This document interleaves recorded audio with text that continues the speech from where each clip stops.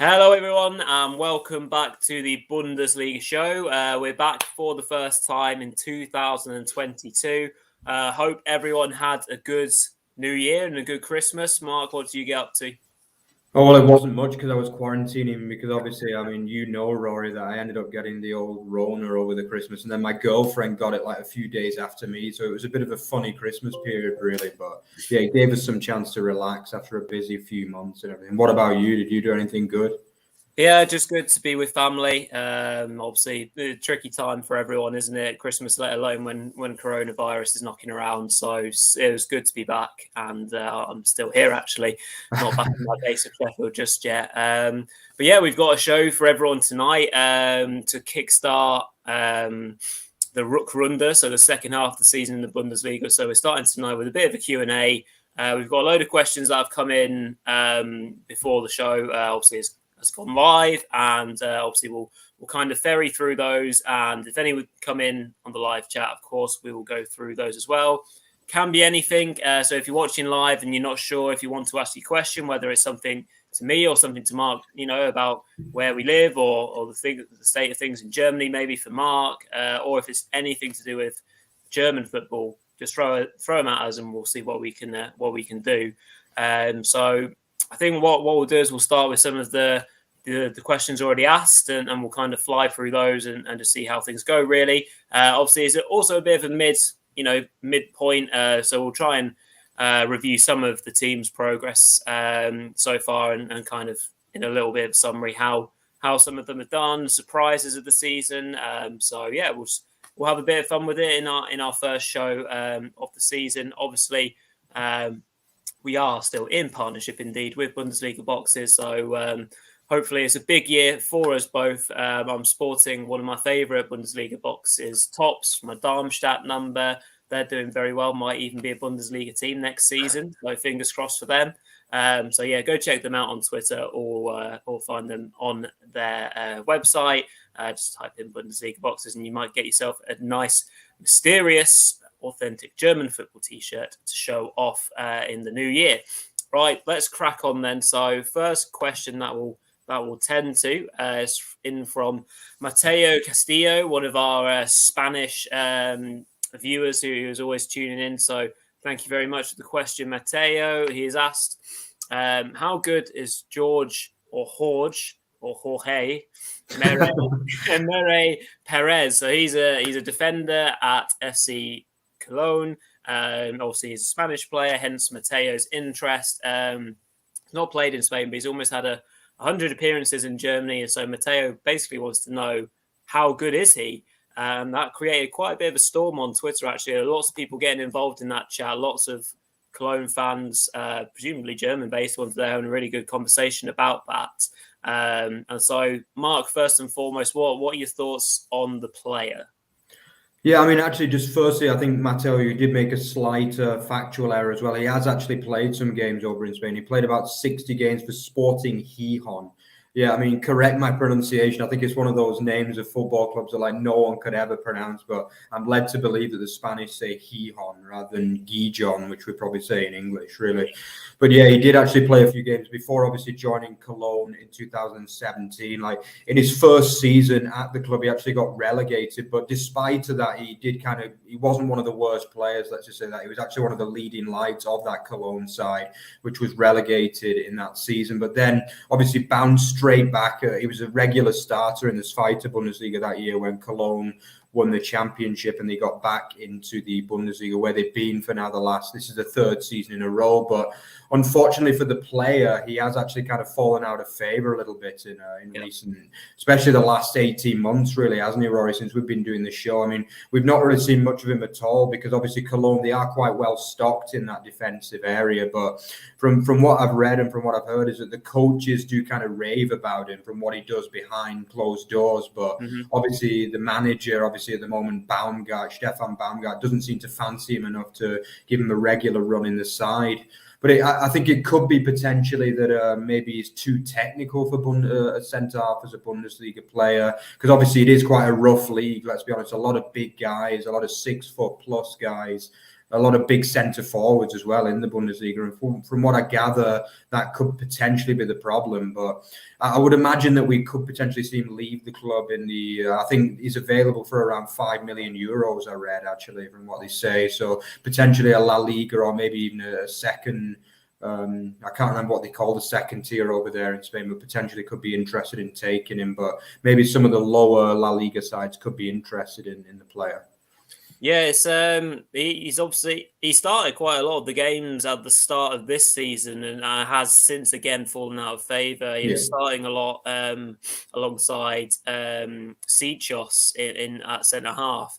And funny what you say about the physical part of it, because reading up on the player and kind of seeing the few bits of what I've seen of the player, like you say, he is a very technical player. A number of years ago, he was kind of cited as the kind of natural replacement for Sergio Ramos for Gerard Piqué in the Spanish side. So, he came over with really high expectations and praise. And he's got a bit of both about his game. So like you said, he's got that kind of technical part that obviously comes as being part of the Spanish player, got the vision, much like Piqué does, starting attacks with his good ball play. But apparently he does like a tackle as well. He is an aggressive defender also, taking from the Ramos side of things, I guess. But yeah, he hasn't featured for a little while in the team, and obviously they're having a good campaign right now. So he's probably about fourth choice and a half, unfortunately, right now, given on what I've seen the last few months. But I say there is a big but about the player, and obviously, Mark, you mentioned that he may be available for a transfer and he might move on. Obviously, the big news out of Cologne is that they've lost Seichos, and he's moved over to the MLS, and that was on Sunday. So that is very recent news. So Matteo, in regards to the player, he may find himself with an opportunity if he wants to make a success of himself at the club or even indeed in the Bundesliga. He's got to see that as an opportunity down to three, first choice or first teams centre halves. If he can, go out there in the second half of the season and really put a stamp on his position, which he only really did in that season, as you mentioned, Mark, in the side to Bundesliga where he played like 26 games. He could make himself, a really good replacement for Seichos, who's been there for quite a while, a bit of a veteran of the Bundesliga. 24 years old, good age profile. It might actually eventually end up suiting Baumgart, but that's ultimately up to the player. But we'll have to see if he gets his chance in the coming weeks. With what we might have with COVID, and maybe we'll have a bit more of a crazy second half of the season in terms of scheduling. They might have to rotate a little bit more. So maybe we'll see him a little bit more. But to answer your question, Matteo, he's a very sound technical player, and he's clearly rated at the club. So we hope to see a bit more of him in the coming weeks and months, and then we can maybe analyse him a little bit better from seeing him a bit more firsthand. So I hope that answers your question. Moving on to our next question. Let's have a look here. Let's go slightly more of a light touch. Of course, it doesn't always have to be strictly Bundesliga football. It can be anything really. And the question in from Dave Pearson, of course, Dave, League One show, Dave, has asked, his first question is, what's your favourite type of German sausage? I mean, I'll let you answer this one first, Mark. So, what is your favourite type? There's a Nuremberg one, isn't there? Yeah, there is actually. Yeah, to be honest, just about every kind of region in Germany has its own German sausage, or Bratwurst, as they're kind of often known in Germany. Like the word Bratwurst is literally just a translation from the word sausage, basically. Really, a lot of people think it's like a special kind of sausage, but it's literally just a kind of translation, really. But yeah, the Nuremberg one is like three little small ones, basically. Yeah, and then they have like. But to be honest, I wouldn't say they're my favorite ones, although they have kind of grown on me over time. I like to have one every now and again, especially on the Christmas markets and things like that, And the locals call it Dreimweckler, it's called. It means like three in a bun would be the kind of translation. So it's like It's literally like 3 little sausages in a bun, but they're pretty nice. But I would say my favorite has got to be the Thuringen one for me. Like the Thuringen one is like the kind of classic when English people think about like a German sausage. It's like the Thuringen one, you know. It's this kind of big, thick one. Yeah, and it's beautiful, you know. Is that the one in the ring, or is that a different one? No, I think that's the Frankfurt one. Oh, yeah, okay. I think the Thuringen one is this kind of like thicker one. Frankfurters are also kind of common. They're more like the boiled sausages, you know, that sometimes come in a ring. Yeah. But yeah, for me, it's got to be the Thuringen one. I don't know if you guys have ever tried one, but yeah, I'd highly recommend it if you wanted to. But obviously, I've got to say the Nuremberg one's good as well because it's my local sausage, so to speak. You know, but there's nothing on Wigan pies. In general, I've got to say Wigan pies, I still take the biscuit overall. Fair enough. Well, I think I'd have to say Frankfurt. I'm a massive fan of them anyway. I scoff them all the time in England. So yeah, they're good. Go ahead, comment in if you're watching. If you've got a favourite German sausage, let us know. Do let us know. So yeah, thank you very much for your question, Dave. Always good to know the healthy diets that me and Mark both lead, of course. Right, moving on to slightly more, a hard question perhaps for us. In from the FBL Thinker on Twitter. So he's asked, what's the COVID quarantine isolation rule for Bundesliga players, both vaccinated and non-vaccinated? How bad is the COVID situation, and do we see any games being postponed?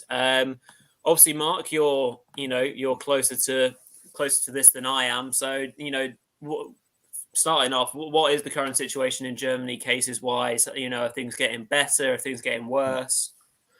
Yeah, well, to be honest, if you look at the stats, actually, just before the show, I did check that, and it was only 20,000 cases today, which compared to in the UK, I think it was over 200,000 or something, you know. But I mean, obviously, the main point to remember is that Omicron hasn't really kind of like, it's not really spread much over here, whereas in most major European countries it has done. Like, I think the government's trying to claim that it's a victory for their kind of extreme measures, you know. And by the way, the measures are extremely strong over here. To enter a shop, you're not allowed into a shop now if you're not vaccinated, basically, in Germany, you know. They have what they call the 2G rule, basically. It's like genesen or geimpft. It literally means like recovered or vaccinated. Right. That's what it. Often you might see this 2G rule when you hear about the Bundesliga. You know, it used to be 3G, which included getestet as well, which meant like tested, but they removed that I think at the beginning of December. So yeah, and obviously those kind of rules do also affect the Bundesliga as well. So it's like there's been a lot of talk for about the last 2 months that the kind of the leader of the health ministry wants to ban unvaccinated players from playing basically in the Bundesliga, but they haven't managed to get that passed despite like a lot of effort on their part. I know that over in Italy, I think Italy became the first league to say that only vaccinated players can play now, basically. But I know that in Germany, they're trying to get it passed, but they've not as of yet, you know. But I mean, it's obviously very, very controversial because Germany doesn't have a particularly high vaccine uptake at the minute. I mean, it's only around 70%, whereas in the UK, it's about 90% from what I can gather. So, like, obviously, a lot of German people are more skeptical about the vaccine in general than in perhaps the UK, for example, and maybe the US, although I think also the US has a relatively low take up compared to the UK. But yeah, obviously the big story football wise was obviously Joshua Kimmich, wasn't it, really? Mm-hmm. I mean, obviously he missed the last 2 months. He was heavily scathed by Bayern for not having the vaccine. I think also Musiala, Gnabry and Choupo-Moting are also claimed that they don't have the vaccine for Bayern at the moment. And Bayern have actually docked the wages of them as well for not having it, which was highly controversial. Yep. A lot of people weren't happy with it, you know, but at the end of the day, I guess the club have got a right to do what they want to do.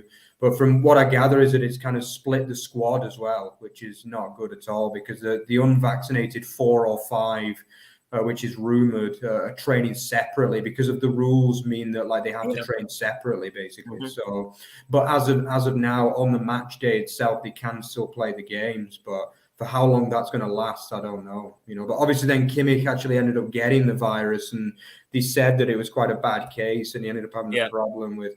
But there's a lot of rumors in Germany that nobody quite knows fully what's gone on there. There's a lot of like discrepancy regarding that situation. And some people Do you know what I mean? Some people say that the DFB have made a bit of and also Bayern have made a bit of a scapegoat of him, really, because he was like the most high profile player that ended up getting affected.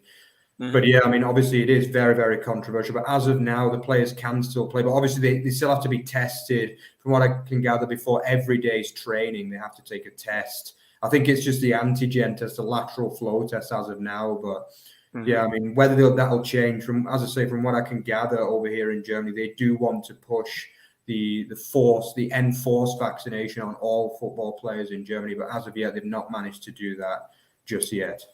Yeah. Okay. So let's think a little bit more then about potential disruption this season and potentially games being called off. Obviously, there's been a lot in the news about the game that is supposed to be kicking us off again. It was the season curtain raiser, and it will open the second half of the season in theory, which is obviously Bayern versus Gladbach on the Friday night again. Positive cases in both camps. A lot with Bayern. Bayern are pressing to get the game cancelled, as far as I know. But Mark, we were just chatting a second ago, and you were saying that it's probably a bit of a different situation to what we see in the Premier League, and that the DFB will probably be a lot more cautious in terms of cancelling games, and it might be a case of rolling out, the reserves and the youth teams just to get the games played. Yeah, I mean, as of yet, from what I've seen so far, is that both teams want the game to be postponed, but obviously it's got closer and closer. We're only 48 hours as we speak now away from kickoff. So I mean, obviously, and I think Bayern have been wanting to this news came out, I think 2 or 3 days ago, that there were some players isolating. So I mean, obviously, the sign that they're giving is that they don't want to postpone it. Otherwise, it could have been done anytime over the last 2 or 3 days. But I mean, I think tomorrow will be a key day really regarding that, but it is actually a bank holiday over here in Germany. So I don't know whether that'll affect anything or not. But yeah, from what I can gather, from what people have told me, is that the DFB don't want to be cancelling kind of here, there and everywhere, like what the Premier League and especially the lower leagues of football have done in England, because I think obviously like in England, like literally 2 players test positive and they've been cancelling games basically, But I think here they don't want to do that also because they're worried about the organization of the season. I mean, obviously Germany prides itself in organization, doesn't it? And they don't want a situation where you have like Bayern have played 25 games and Dortmund have played 30 games or something, which is what we are seeing in the Premier League. And that's only been over a month period or so. So I do think that my opinion is that the German DFB will try everything it can to prevent that. Also, I think the managers are not quite as pushy in Germany as they are perhaps in England. The likes of Guardiola, Klopp, Tuchel, I mean, they're very, very pushy, aren't they, over in the Premier League nowadays? They seem to have an opinion on just about everything, don't they? Over here, I don't think it's quite so extreme. And I think, in general, managers, within reason, will want to play games, But obviously, if it starts to jeopardize, like, Bayern's championship push, then maybe, do you know what I mean? Nagelsmann might have a different opinion on it. And also towards the bottom of the league, I think Stuttgart have had 4 key players, including Mavropanos, who's probably their key player. He tested positive ahead of their game against Fürth, which, let's be honest, is a must-win game, basically, for them. And I mean, this is going to, for me, this is going to affect the next probably 3 months of the season, potentially, and potentially even the rest of the season, especially if Omicron hits, which is expected like any day, really. Okay, so there's not much Omicron over in Germany then at the moment. Not really, no. It has come here, but it's nowhere near as, like, for example, here you can get like an official test that tells you which variant it was, and ours was Delta, basically. Right. So it's still the Delta that's dominating over here. It seems to be the Omicron that spreads like wildfire, doesn't it? Really, and they don't seem to, while it is a mild variant, they don't seem to be able to stop it from spreading. So I guess that's the dilemma, really, Yeah, very much so. But yeah, obviously an interesting developing kind of story at the moment. We might have to be patient with games being cancelled last minute. Fingers crossed they don't. Obviously the cases are significantly less than what they are over here in England or the UK. So right now the Bundesliga are in a better position, but yeah, things could change very quickly if Omicron does start to spread like wildfire in Germany and start affecting the players a lot more. Well, Right, let's go to another question. A couple of quick fire questions here. Chris Saunders from Twitter has asked, Mark, will Mark ever do a paper review on the episode like he promised last season, bringing in a local paper to tell us what they're saying in Germany about the big stories? So, Mark, the gauntlet's been laid down to you again. Yeah, I mean, it's definitely something that would be interesting to do. I mean, obviously there is Der Spiegel and things, but it's just, obviously at the moment things are heavily restricted over here, and it's not really. I mean, in the situations, what it's like. I mean, every time you want to go into a shop, there's massive queues, and because they have to check your ID and your vaccine passport and everything. Basically, it's just not like, personally, I haven't really been going into shops much at all. Probably ever since they brought that rule in, which I think was at the beginning of November or the end of October. So it's just. But it's definitely something I would like to do in the future, but just at the moment it's probably not the best time. But yeah, it's definitely an interesting feature that we could look to incorporate into the show over to maybe at some point during this season when it becomes more convenient to do it, really. Yeah, for sure. Well, we don't want you going out and risking your health and getting COVID again, do we, Mark? But I mean, Der Spiegel, particularly. I mean, are they online? Could we maybe steal the headlines? Yeah, I think you can, but obviously it's a paid subscription. That you have to do. And to be honest, in Germany, they're a lot more strict on like kind of copyright and things like that in Germany. So it's like, I mean, over here it's pretty much like you're dicing with fire, even if you download something off the internet illegally. Do you know what I mean? Or if you, for example, I don't know, if you like stream a film, do you know what I mean? Like, I know people that have got €2,000 fines for doing that. So wow. Yeah, I guess it's. But yeah, I mean, we could, getting the subscription is definitely something that might be worth. But if you guys, we can give you guys what you want. If you want the old school paper, do you know what I mean? Maybe that might be the way to go about it. Let us know which one you prefer, really. Yeah, absolutely.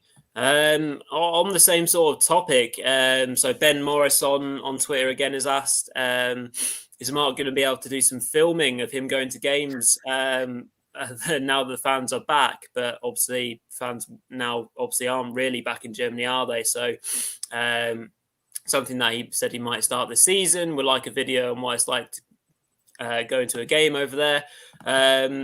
Obviously, Mark, we can't really go to games at the moment, can you? So you're a little bit stuck in that regard. I'm certainly planning a trip, a couple of trips to go over to Germany and catch a few games myself, and I'll definitely try and vlog the whole thing and really get a taste of the atmosphere. But what's the current state of affairs in Nuremberg with regards to play? It doesn't look positive at all, unfortunately. Yeah, I mean, I think the best we got this season is we had maybe 2 or 3 games, which was 50% capacity. I was lucky enough to get over to one of the games actually against Hanover, but I think the game after that it was cut back down to 10%. And then the week after that it was back down to nothing.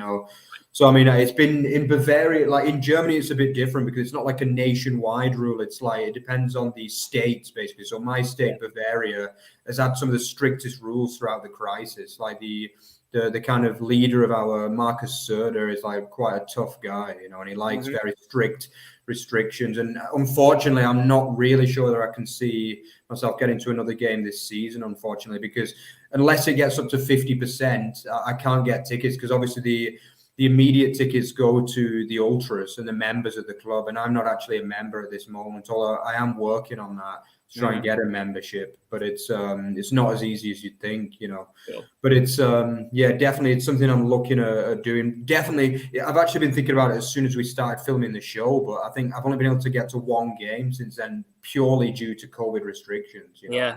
I mean, before that, I was a regular at the Max Morlock Stadium, and I even wanted to get over to Fürth because Fürth is really nearby as well. I wanted to get over and vlog a game there, but again, it's just these restrictions. We just got to hope that at least by next season, or hopefully maybe by April, May this season, which is obviously the back end of the year, things are looking a bit better. But as things look now, I'm not going to be able to get a game. Well, no one's going to be able to get to a game for the foreseeable future, really. Yeah, absolutely. But thank you guys for your questions. Obviously, it's a bit of a work in progress for us because, we have obviously to be cautious with regards to COVID and things like that. Obviously, over in Germany, I'm desperate to get out to a few games at the moment, but we can only plan what we can plan. Moving on to another question that's come in from our lovely partners that are Bundesliga boxes, threw in a question for us. So they'd love to hear our thoughts on Ricardo Pepe joining Owlsberg and whether this will be enough to see them stay up, perhaps at the expense of Stuttgart. Oh, God, let's hope not.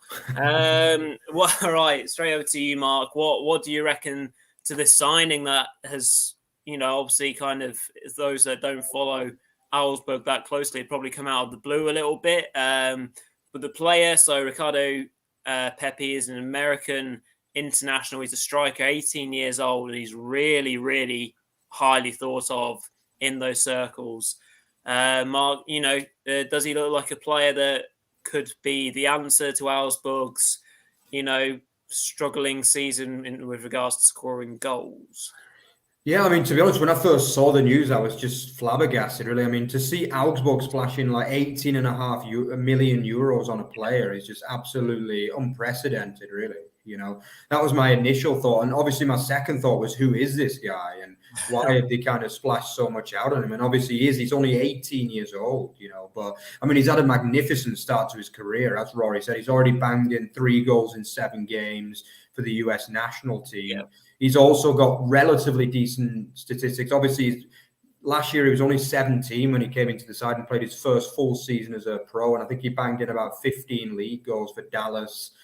I mean, obviously, I'm not a massive watcher of the MLS, to be honest. I've seen a few highlights here, there, and everywhere, but I'm not like a regular watcher of American football, of American soccer, should I say. But it's, yeah.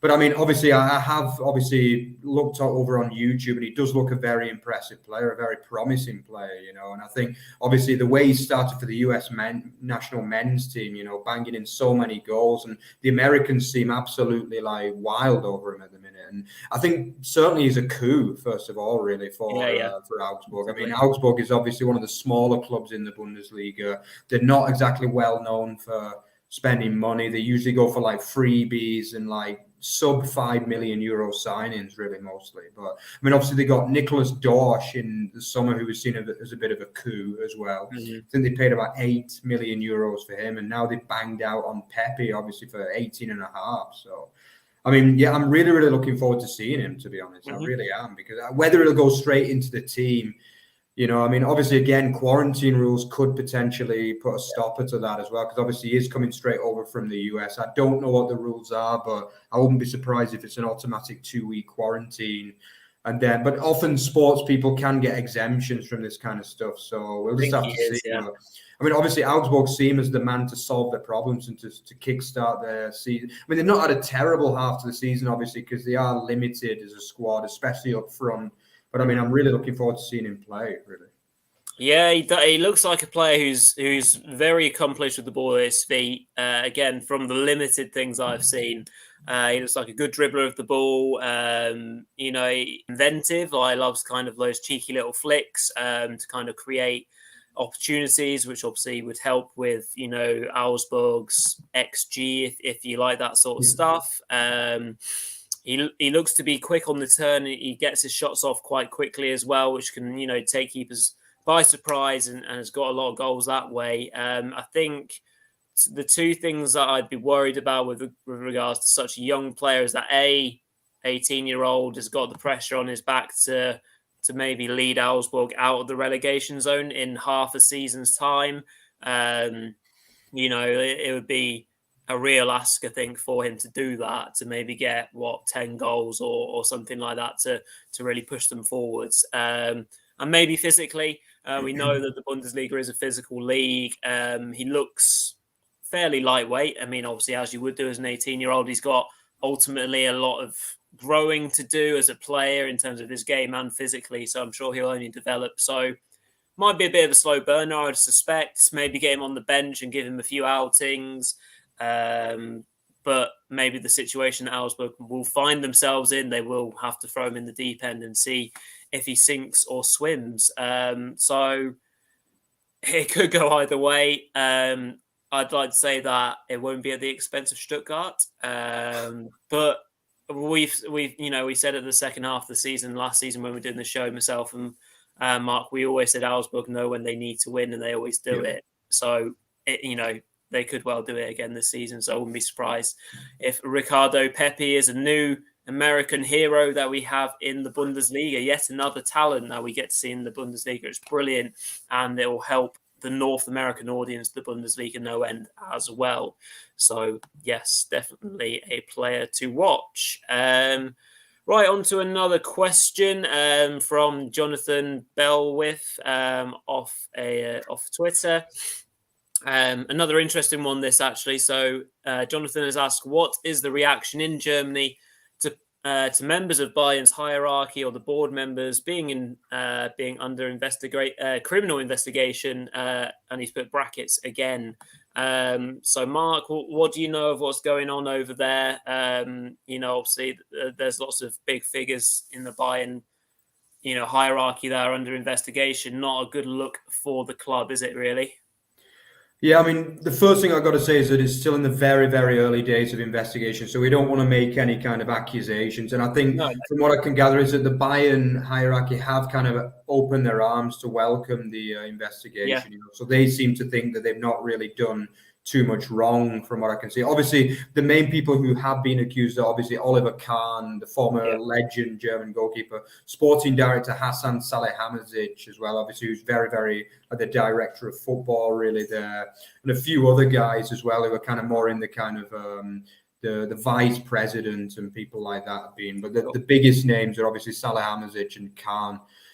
But yeah, I mean, obviously, from what I can gather is that Khan has said, he welcomes investigations. The investigations are mostly about, they seem to think there's been a breach of labor laws regarding youth coaches. Yeah. That's what the investigation is about. So they seem to think that there's some irregularities. Also, it has to be mentioned that FC Augsburg are also under investigation too, which has kind of gone under the radar a little bit because obviously Bayern are a lot more high profile in an international audience. But obviously, from our point of view as a Bundesliga fans, we've got to say that Augsburg are also involved with that investigation. Mm-hmm. But yeah, I think, obviously they have had this kind of discrepancies before, obviously for different things. Obviously, Uli Hoeneß went to prison actually for tax avoidance, but that wasn't all FC Bayern Munich related. It has to be remembered. A lot of that was his personal businesses and unpaid taxes and things like that. But obviously, he was the former president, I think, of the club, and he went to prison, I think, for 3 years. Mm-hmm. Quite controversial, but I mean, yeah. But that has to be remembered. It wasn't strictly football-related reasons as well why he went to prison too. But to be honest, in all honesty, I would hope that they get away with it. It's not good press for the Bundesliga to hear this, really. About labor law irregularities. But to be honest, from the way that the Bayern hierarchy have kind of openly welcome the investigation, I don't get the feeling that they're showing the signs of a guilty party really as of yet. But I don't want to make too many comments, obviously, because it's still in the early days. I think it was only declared about a week ago that they were going to do this investigation. These kind of things usually take time. But yeah, I mean, the reaction in Germany, I think the same as what I just said earlier. They don't want to be too judgmental as of yet. German people tend to be a bit more reserved in the judgment than in some other countries. So I think they don't want to be pointing the finger and saying that they're guilty yet until anything kind of comes out about them, really. Yeah. It sounds like it is very early doors yet. And yes, we don't want to make any big statements on the Bundesliga show or get ourselves into bad kind of books of Bayern, particularly. I think it's probably met similarly, kind of that most other fans, that aren't Bayern fans, probably wouldn't take much notice of it until it maybe kind of stemmed and got a little bit further down the line, or if something might happen that would interest their clubs, I guess. But yeah, right now it looks like very early doors. Oliver Kahn, came out and said, we're very open to these, investigations or queries. So it looks like they're going to open their books and kind of welcome in investigations. So it's very, very early doors. So we'll see what happens with that and kind of go from there. But hopefully nothing bad, because of course, the Bundesliga is a very well-run league, and we don't want any bad press at all, do we? So let's move on to slightly more cheerier questions or news. So we've got 3 different questions in from our friend who runs the Twitter page, Glasgow Borussen. So Anton, thank you very much for your questions. We'll start with your first one. So he has put with Bayern have a very good chance of winning the Champions League this season. How do you think German teams will do in the Europa League? Can we finally get a winner in that, Mark? So, got a strong field, 4 teams in there now as a result of Dortmund and Leipzig dropping out into the playoff knockout round or whatever they're calling it. So we're going to see a German winner. Yeah, I mean, first of all, I've got to say, to me, the Europa League is more interesting than the Champions League this year. If you look at some of the teams in, obviously from a Bundesliga perspective as well, I mean, obviously FC Barcelona v Napoli. I mean, what a round of 32 game that is, Yeah. I mean, it's like for most years that could have been a Champions League last 16 tie easily. So there's obviously away from just the Bundesliga, there's a lot of really interesting ties in there. And obviously from a Bundesliga perspective, I mean, the Bundesliga will be hoping potentially it could mean a double, because for me, I agree with what you said there, that Bayern, for me, along with Man City, are probably favourites to win the Champions League this year, really. And I think Bayern's record at that level, Lewandowski's, they just bang goals in for fun at that level, don't they? So, I mean, they're going to have a great chance, obviously, if they can stay COVID-free. I mean, that's a big issue as well. Yeah, but regarding the Europa League, I would say, yeah, I definitely think it's possible, even though we got some absolutely massive heavyweights in the Europa League this year. Obviously, I've already mentioned Barcelona, but this is a Barcelona side who are not even like on the same planet as what they were 10 years ago. Do you know what I mean? And I think the likes of Dortmund or the likes of even Napoli would fancy maybe knocking them out, really, the way they played. Even under Xavi, they've not really improved from what I've seen. Really, they're struggling to even get results. And even when they do win, it's like scrappy 1-0s and things, But yeah, I mean, Dortmund, of course, will fancy the chances. I think Leipzig will also... Yeah, obviously they did get rid of Jesse Marsch, but obviously they've not really started that great under the new man either, have they? I mean, they've just got to sort themselves out with Leipzig. But as things stand, I can't see them having a good run, really, because they've just been very, very poor for me the last 6 months, really. But I think, yeah, Dortmund are obviously going to have a chance. I think Leverkusen are the other ones that might look and think, we can do this because they have quality all over the pitch. And they're the kind of side that might suit cup games more than league games, where they don't need to be quite so consistent, Because in 2-legged ties, if you win one game 4-0, it doesn't matter if you lose the next one 3-1 or something, Yeah. Go through. Whereas in the league, like it's just one win and one defeat. Do you know what I mean? So I think that format might suit Leverkusen more. And I think I'd probably be looking at Dortmund and Leverkusen as the most likely potential winners, really. Yeah, they were my 2. I agree with Leipzig. I think they just need to sort themselves out under Tedesco and get a bit of form and try and push themselves back up the table in the Bundesliga. Frankfurt, because things are now going so much better in the Bundesliga, I don't think they'll want to distract themselves again, because they'll probably see an opportunity to sneak a top 4 finish as well. From obviously the article that I recently wrote for Over the Bar, there'll probably be a bit of a strange-looking top 4 by the end of the season, potentially, with obviously all the teams that are involved in that race. So, yeah, I can see Dortmund winning it. I can see Leverkusen winning it by any means. So let's hope for a Dortmund-Leverkusen final. There we go. Sure. Let's hope. And maybe an RB Leipzig and Frankfurt semi-final. Let's have all 4 teams. Why not? So yeah, definitely a chance, Anton, 1,000% that we'll get a winner this time. Before we go on to your other few questions, let's kind of lighten the mood again with Dave's Dave Pearson's second question. It actually links in perfectly to Anton's third question, which is all about knowing or wanting to know what our favourite German beers are. So we've moved on from sausages and now we're on to German beers. Mark, I'm sure you're the right man to ask about German beers. What is your favourite? Yeah, for sure. Like, an interesting fact is actually the Nuremberg area, like Franconia, as you call it, is actually has more breweries than anywhere in the whole world by like square meter or something like that. That you can get something like there's over 100 different brands of beer just in this area, basically. So yeah, there's quite a lot to choose from. But yeah, I would say it's very, very difficult. I would say in Nuremberg, I like Schenzenbrau. Like there's one, it's a local one. I live like maybe 2 or 3 kilometers from there, like the brewery. It's a really, really good beer. They do 2 brands, like a lager and a rot beer, as they say, or it's like red beer. Yeah, it's really, really good. Yeah, and they sell it in a lot of like restaurants and things in this area. And you can also go to the brewery as well, and you can have like schnitzel or Schäufele, as they call it, like some good local food with a good beer as well. So I would say that one, and then probably my general one would be Tegernsee. I think, yeah, it's also a Bavarian one, really absolutely beautiful, especially if you've got a sweeter tooth.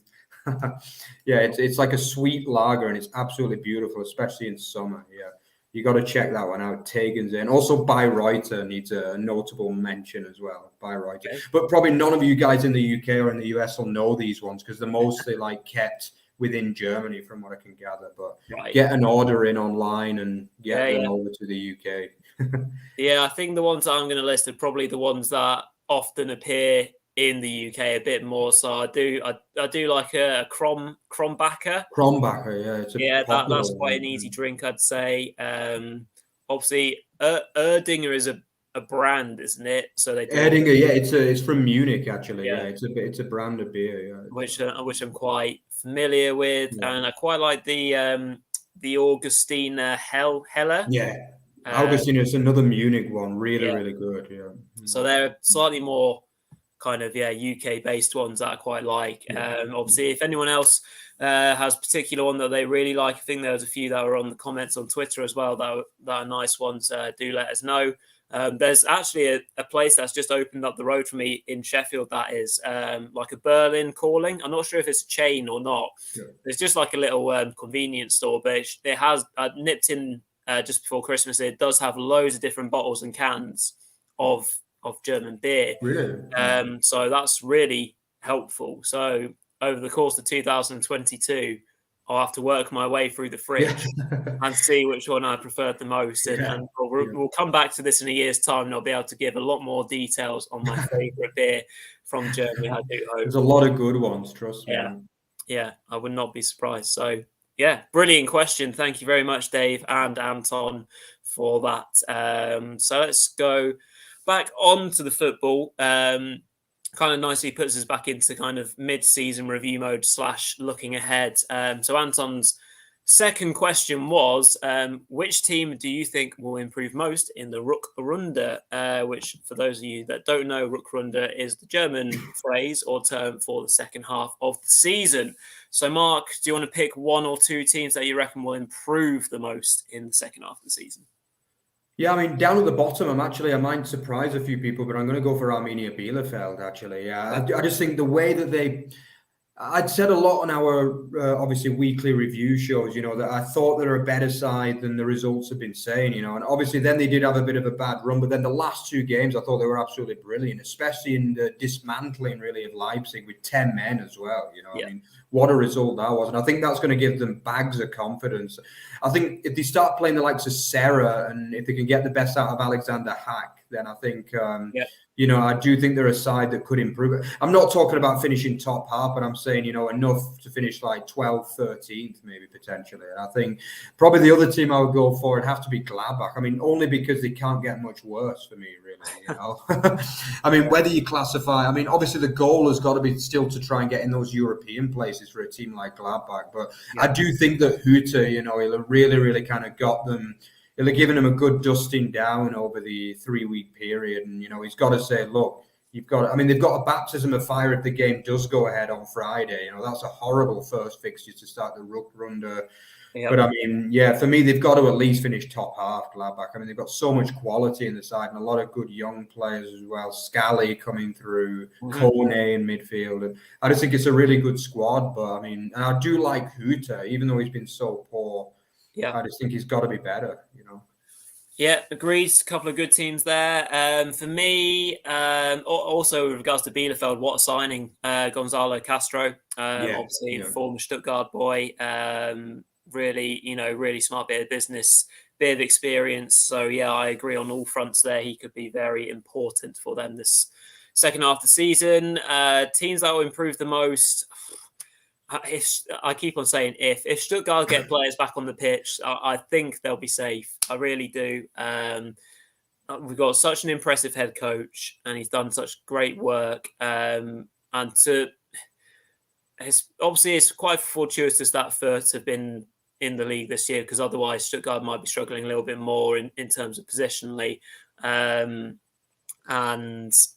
yeah, I kind of see that Stuttgart will improve results wise, and if the performances stay on a certain level, and they get obviously Sasa Kalajdzic, which obviously Blue Danube guy has mentioned in the live comments, obviously saying that once he returns, he can see Stuttgart going back into mid-table, which would be fantastic to see.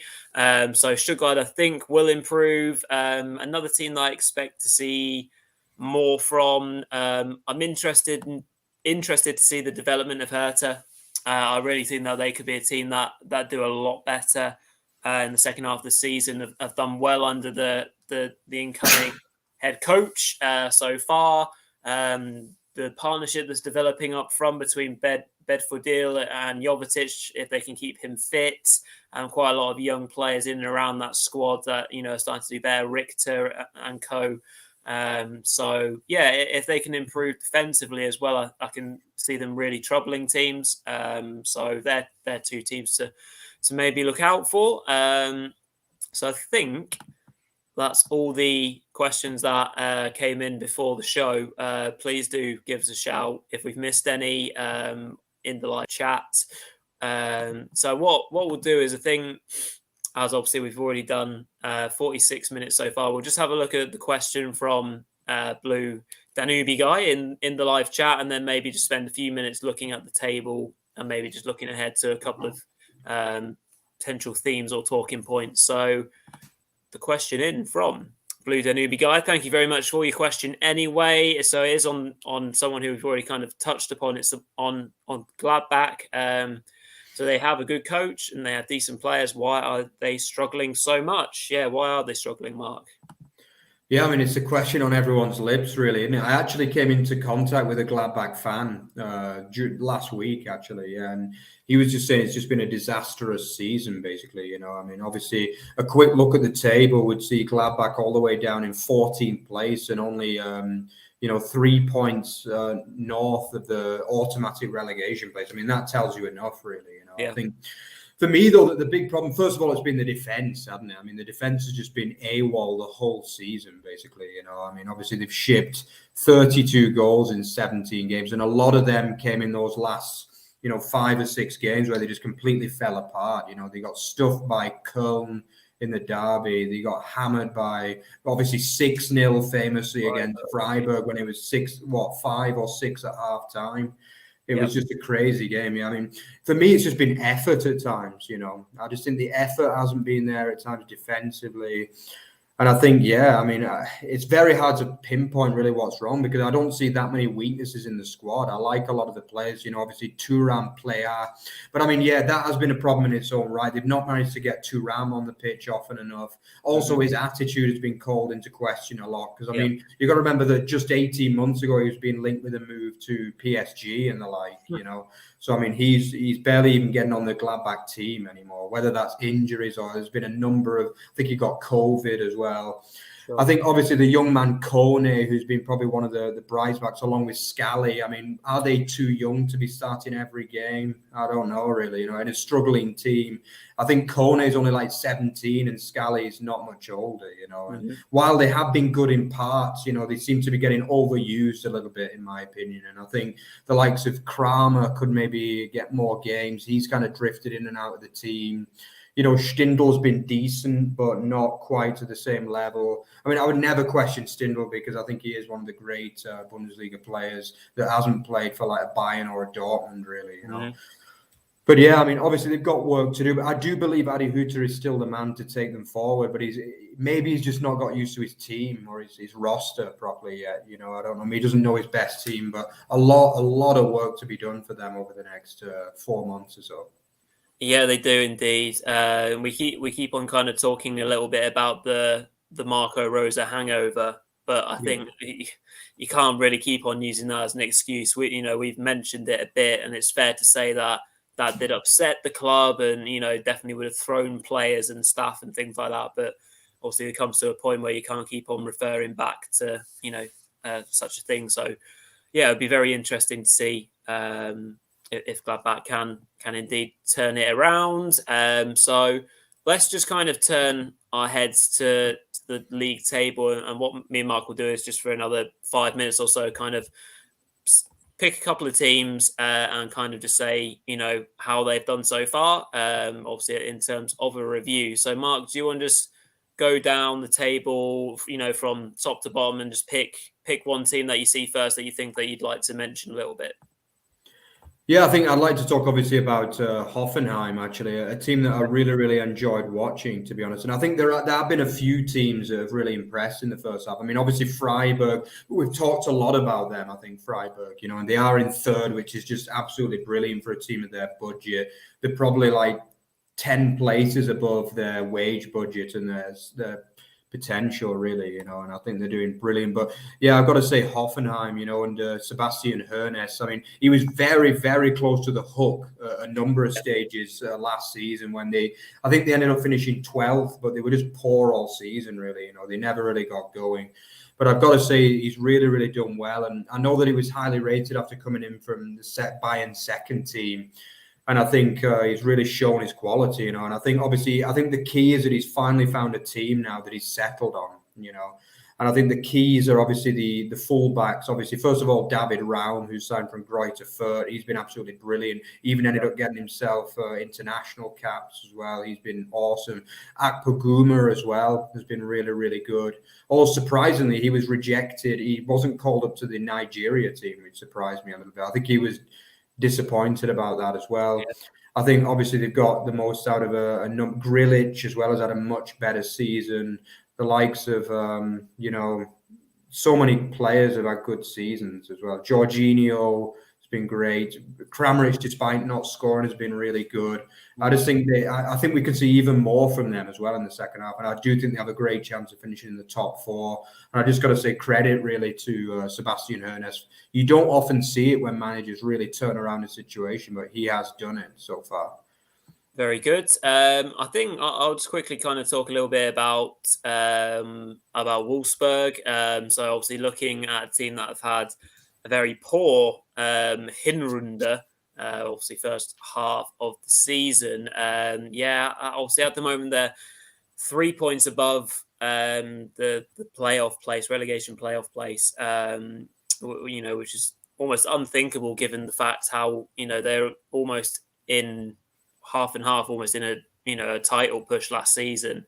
At one stage when their form was really good, they looked solid. They weren't conceding goals. They had enough kind of pace and players working around. Obviously, the big man up top, Weghorst, and everything was looking very rosy under Oliver Glasner. And obviously, things have changed at the club. A couple of poor appointments.